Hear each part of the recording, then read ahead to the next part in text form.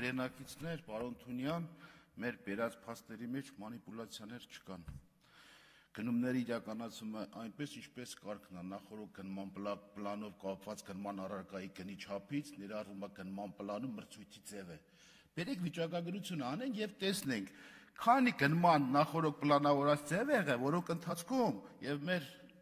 նախարարության ներկայացուցիչ պարոն Ավանեսյանն ասում է պետական պատկան մարմնի իրավասությունը գնման պլանը փոխվել է, գնման ձևը փոխվել է եւ հրատապ գնում ուղիղ պայմանագիր մեծ անձից։ Դա հետա մանիպուլյացիան։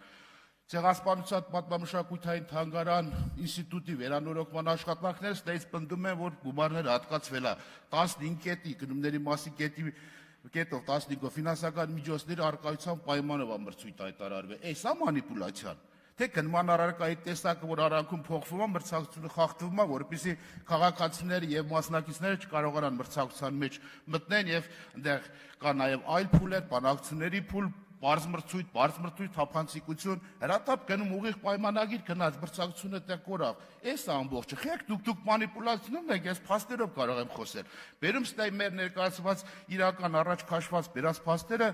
խեղաթյուրելով փորձում եք մեր ասածները առ ոչինչ անել, այդպես չի կարող լինել։ Ես փաստարկված կարող եմ օրինակներ բերեմ մեծ թվեր գումարների մասին, որ իբրև թե դու պարտավոր ես որպես պետական մարմին կամ համայնքային մարմին կամ ինչ-որ կազմակերպություն նախորդ պլանավորես ձեր բյուջեն եւ գնման պլանը բերեք համադրենք նախկին հիմնարկների գնման պլանով ինչ գնման ձև է իրականացվել եւ գնման պլանները տարվա մեջ քանի անգամ է փոխվել հատապ գնման պայմանով։ Այսի բերեք վիճակագրությունը բացակ նայենք, որ հասկանանք 14 կարողանանք բարձաբանել։